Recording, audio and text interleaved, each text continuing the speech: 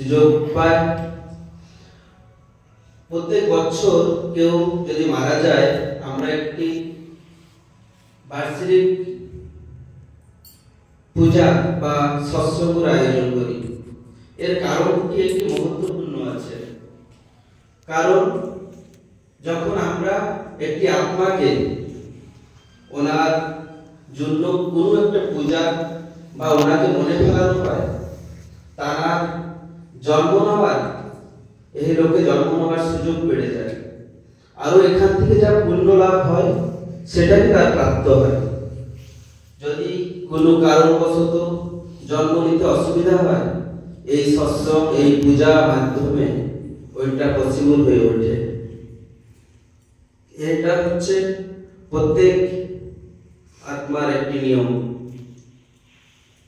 আমরা এর মানে না যে আমরা একটা মোহতে থাকা। ঠাকুর একজনের বলেছিল, ব্রহ্ম জিজ্ঞাসা থেকে ব্রহ্মজ্ঞান আসে, কিন্তু ব্রহ্মজ্ঞান আসার পরেই ব্রহ্মজ্ঞ পুরুষ হওয়া যায় না।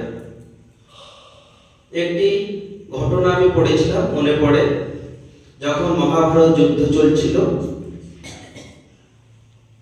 অর্জুনের ছেলে অভিমন্যু চক্রভূতে মারা গিয়েছিল। অর্জুন সেই শোকে কান্নাকাটি করছে। তখন শ্রীকৃষ্ণ এসে বলছে, আরে তোর এত সময় বসে আমি গীতা জ্ঞান দিলাম, 18টা চ্যাপ্টারে সম্পূর্ণভাবে বোঝালাম, তুই এখনো কান্নাকাটি করছিস? না, আমার ছেলে। শ্রীকৃষ্ণ বলছে, তোকে তো বললাম এগুলো সব হচ্ছে মোহ মায়া। তথাপি অর্জুন বুঝছে না। তখন শ্রীকৃষ্ণ একটি ওনার লীলাতে অর্জুনকে নিয়ে যায় চন্দ্রলোকে। ওখানে যে দেখছে অর্জুনের ছেলে অভিমন্যু একটি সিংহাসনে বসেছে রাজার মতন। তখন অর্জুন দূর থেকে চিল্লাচ্ছে, আমার পুত্র। তখন ওনাকে অর্জুনকে যে অভিমন্যুর যে দারোয়ানরা ছিল তারা আটকিয়ে দিয়েছে গেটের সামনে। তখন অর্জুন বলছে, আরে ও আমার পুত্র, তোমরা আমাকে ছাড়ছো না কেন? তখন অভিমন্যু রাজপ্রাসাদের সিংহাসন থেকে ডাকছিল, কে ডাকছে আমাকে? অভিমন্যু কথা শুনে অর্জুন বলছে, পুত্র আমি তোমার পিতা। তখন অভিমন্যু বলছে, কি আমার পিতা? আমার বহু জন্ম হয়েছে, বহু জন্মে আমি তোমার পিতা হয়েছিলাম। কোন জন্মে তুমি আমার পুত্র হয়েছিলে? কোন জন্মে তুমি আমার শত্রু হয়েছিলে? আমি তোমার সাথে কোন সম্পর্ক রাখবো? আমার বহু পিতা মাতা ছিল, বহু পুত্র ছিল, আমি তোমার সাথেই কেন সম্পর্ক রাখবো? তখন অর্জুন বুঝতে পারলো যে একটি সম্পর্ক কেবলমাত্র শরীরে।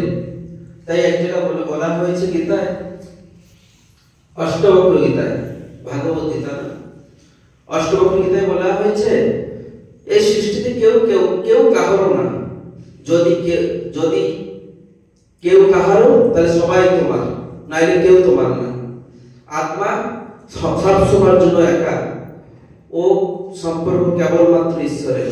আর যদি আত্মার সম্পর্ক ঈশ্বরের সাথে, তাহলে ঈশ্বরের সম্পূর্ণ সৃষ্টির সাথে। তো এটা ইনডাইরেক্টলি প্রপোর্শনাল, ডাইরেক্টলি প্রপোর্শনাল না। ডাইরেক্টলি কেউ সাথে সম্পর্ক থাকে না। তো এই সব জিনিস অনেক সময় বলতে ভালো লাগে, পড়তেও ভালো লাগে।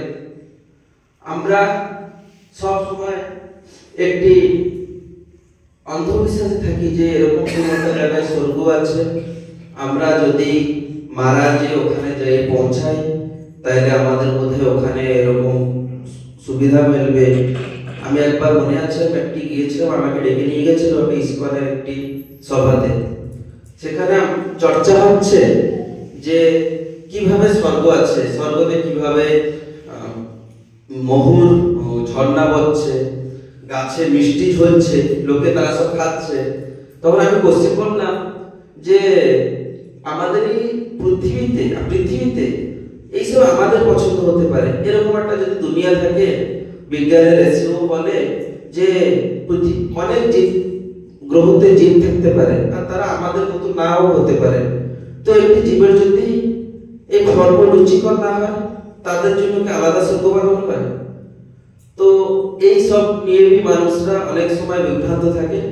স্বর্গ মানে হচ্ছে সদ্গতি, আর নরক মানে হচ্ছে দুর্গতি।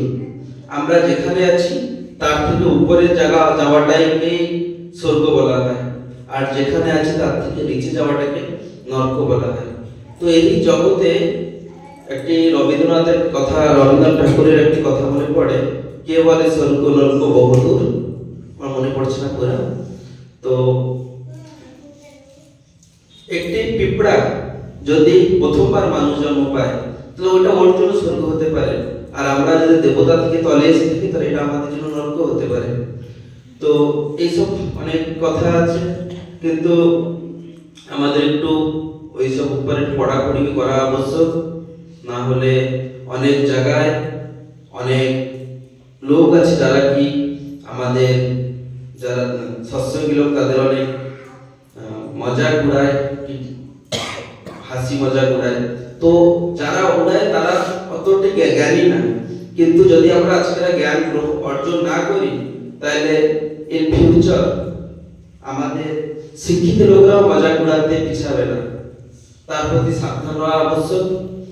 সবাইকে কিছু না কিছু জ্ঞান অর্জন করার কথা। আমরা সব সময় একটি কথা মনে পড়ে যে আমরা সব সময় যা আছে বা যা মেনে আসা হয়েছে তাকে পালন করতে করতে তার ভিতরেই আমরা এরকম ভাবে ঢুকে যাই যে অ্যাকচুয়ালি বাস্তবকে জানতে পারি না। ঠাকুরকে আমরা ভালোবাসি, প্রার্থনা করি, সৎসঙ্গে আসি, কিন্তু ঠাকুরের অনেক ফিলোসফি আছে যেটাকে আমরা জানছি নাকি জানার আবশ্যকই করছি না।